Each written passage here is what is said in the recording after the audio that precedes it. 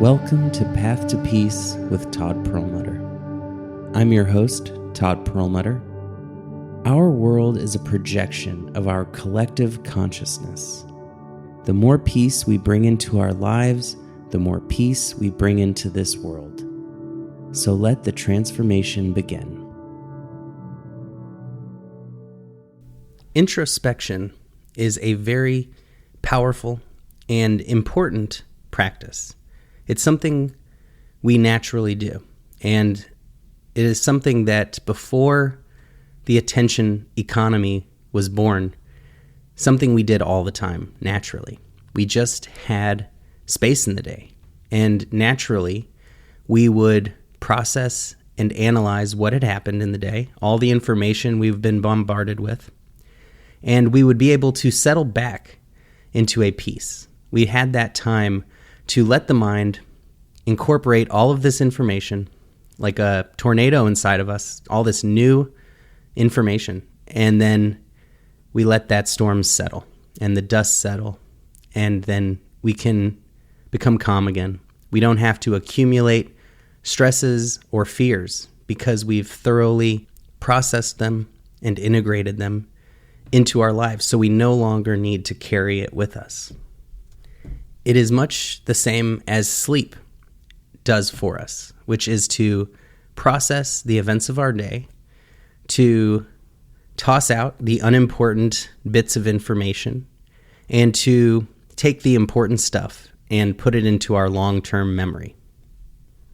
Introspection, which is not that unlike daydreaming, not in the sense of how we normally think of a child daydreaming, but in the sense that this is our time to actually not be present, to actually spend part of our waking life consciously absorbed in thought, to look back, to reflect, in order to develop some greater level of understanding and awareness, so that when we come back to the here and now, we can be more present because we've put those worries and thoughts away. Now, there is a possibility when we start this practice of introspection to kind of dwell on negative aspects of our lives, to dwell on the worries, and to let those worries run away from us and become exaggerated and overblown. And so that by the time our practice is over, we are depressed, we are anxious, we are feeling lower than when we began. Usually, what happened is that we weren't actually practicing introspection. We were just spending time worrying about our problems, worrying about our insecurities, worrying about the negative emotions that we may be holding on to. And so today, I'm going to talk about some things we get wrong about introspection, some of the problems that may arise from this more unguided approach, and some solutions to dealing with any dread that comes from focusing on those things that are just giving us trouble in our lives. And the three biggest problems that I see, especially in our fast-paced, hyper-stimulating world of technology we live in, is one, the over-accumulation of worries and new and novel information constantly being flooded into our brain. Because it's not natural anymore to have this long, expansive amounts of time in our day when we are off searching for food, we spend little to no time just dedicated to introspection and checking in with ourselves, being our own therapist, giving ourselves a checkup from the neck up, examining the thoughts that arise and the past experience and the emotions that gave rise to them. So essentially, it's like we are daytime insomniacs. We are giving ourselves no opportunities to actually examine the information that we're given, the experiences that we have. And so our confusion goes up, our anxiety and agitation goes up, and we are just collectors, hoarders of experience, becoming overwhelmed with information, like we are picking up every piece of garbage on the side of the road because maybe there will be something of value as well. And so we don't know what to take and what to set down. And if we don't take the time to look at and explore our lives and what we are collecting, then we just become trash collectors. Probably all of us can relate to that time someone said the meanest thing imaginable to us, and we just can't forget it, and we remember it, and it may make us self-conscious, or it may just be another one of those traumatic moments that we just keep with us, and not due to a lack of thinking about it, but due to a lack of true introspection, which frees us to let it go, because we develop an understanding that this other person has nothing to do with us. Their mind, their past, has nothing to do with us. And just as much as they are irrelevant to us, they are also an aspect of us, because we are all the one life. We are all an aspect of society. Society is an aspect of us. And with true, honest introspection, we can sense the hurt in that other person. We can sense the lack of awareness and presence, the lack of a ability to consciously make a different choice. Which brings me to the second problem that so many people have with introspection, which is rather than conscious, guided introspection, we are engaging in unconscious worrying, unconscious mental doom scrolling, where we take a back seat and we let the mind run the show.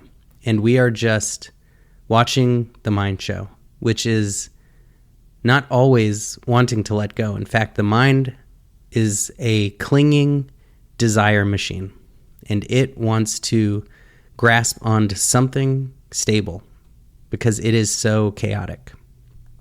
And this is one of the reasons when we are not really introspecting, but unconscious worrying, that we can feel so drained, so exhausted, so depressed afterwards, because we have not been turning our awareness onto our mind.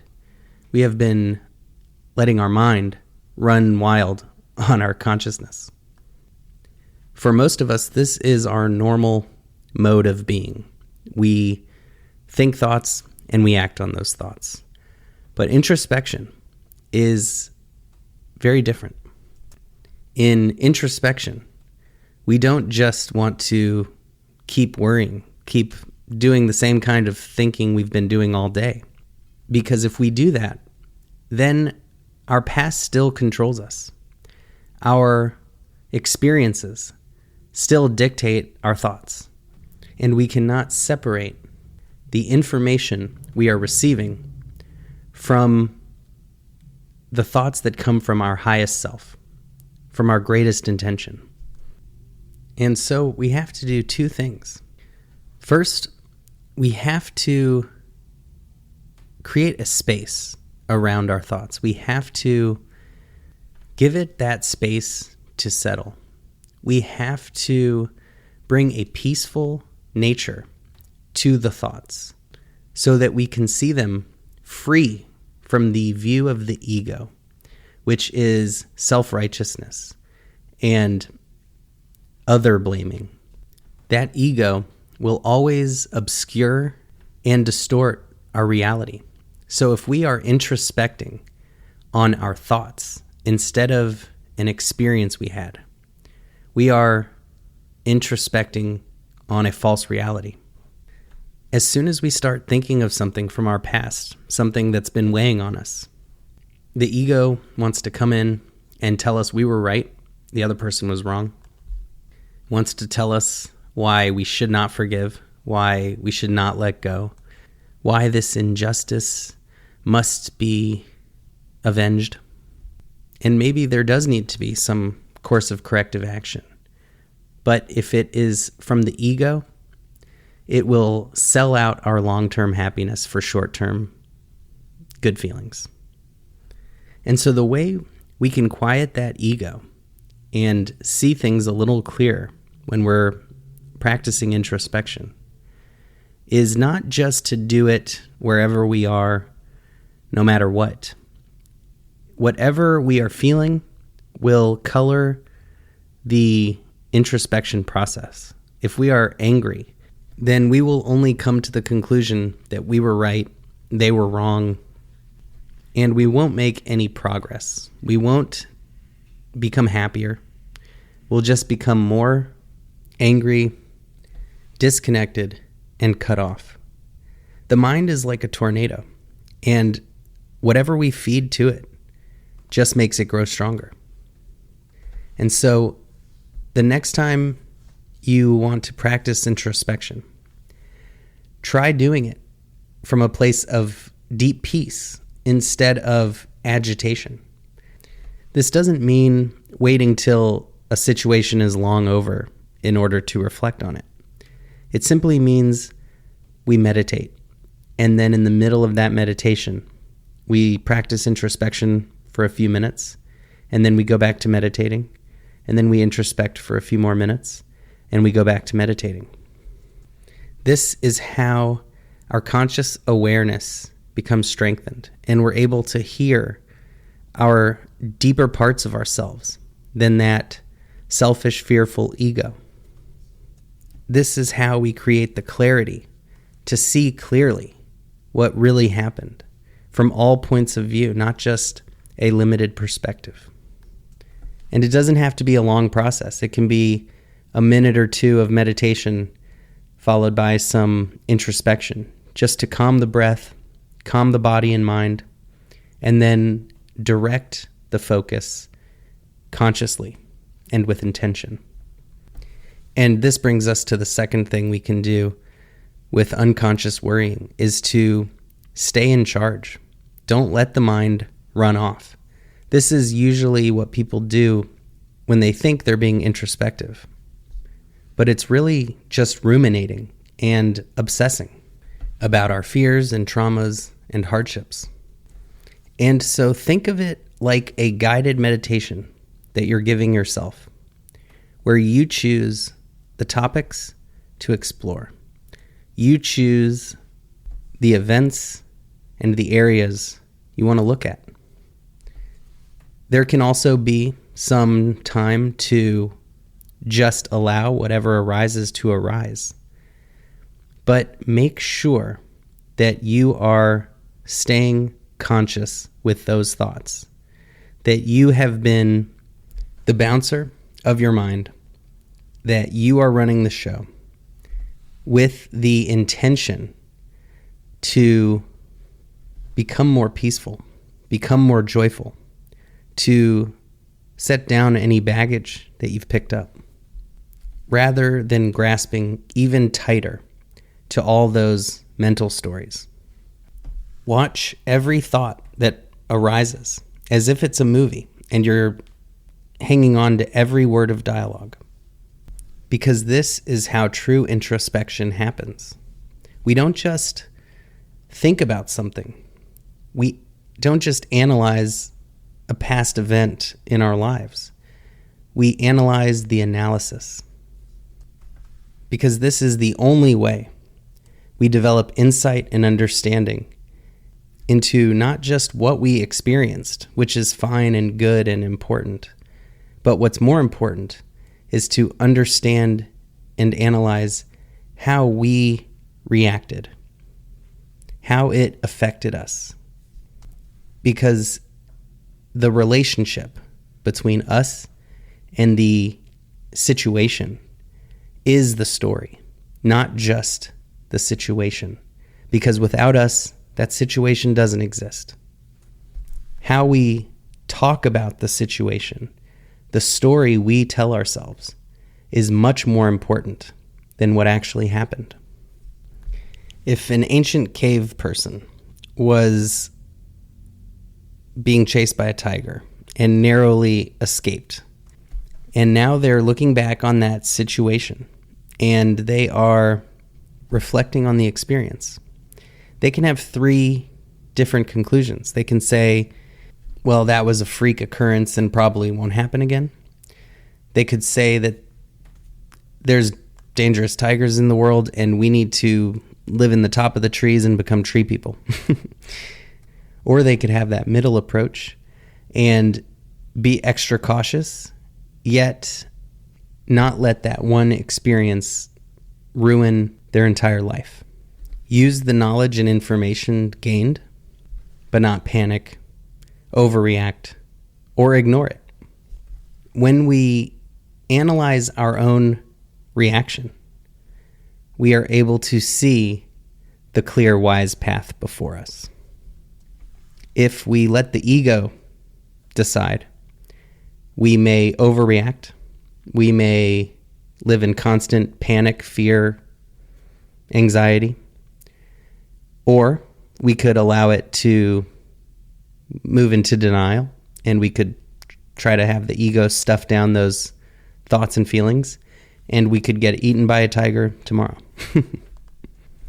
So we want to try to stay conscious of the introspection process and not just doze out, let our mind drift and wander wherever it will, and 5 or 10 minutes later, we can't remember what we've been doing or thinking about. In meditation, as in introspection, as in our life, we're trying to develop a relaxed yet alert way of being. This way we live our life, we enjoy our life, we're present for it, yet we are also aware of any real danger that may be out there. And we don't let it disturb our inner peace. And we also don't let our inner peace turn into lazy lethargy, obliviousness. It may sound tricky, counterintuitive to realize that presence, that relaxation, while also being alert and vigilant to the problems, dangers, tasks, and challenges we have in life. But every animal has figured this out. Every animal grazes when they are grazing. They are running away from a tiger when they sense a tiger. And it is by being present that they can spot that tiger. Whereas if they were worrying about a tiger, they would get eaten by that tiger. And the third problem with introspection and when it becomes burdensome is that we are not integrating our worries, our past, our experiences. It seems like when you look around, 99% of people's suffering and their worries are things that they cannot do anything about, that they have no control over. Often it's news or politics or a problem with a person, and we just can't control them. We can't control the whole situation. And so instead of setting that down, instead of practicing acceptance, we fixate on it and we let it bring us down, and we worry about it for hours, days, weeks, months, and even years. We all know that we are supposed to accept what we can't change and change what we can. But very few of us spend time actually practicing that acceptance. And so we just accumulate these unintegrated worries. And so a simple integration process where we don't just focus on our problems with no goal, with no plan, but we actually focus on acceptance. even if it's something to change. We can accept that we've got to put in some work, that we've got to make this change and put in this effort. We can accept whatever uncomfortable feelings arise from the situation. We can accept that it happened, that it was unfair, or that it was not okay. We can even accept things that are unacceptable. It does not mean that we just take abuse time and time again, or that we don't do anything about it. It simply means accepting and acknowledging reality as it is, that we stop fighting with reality. This is how clarity and peace arise. We can accept that society is like this, that other people can be like this, that we reacted however we did, and we can see ourselves in others and others in ourselves because we are all sharing these common aspects.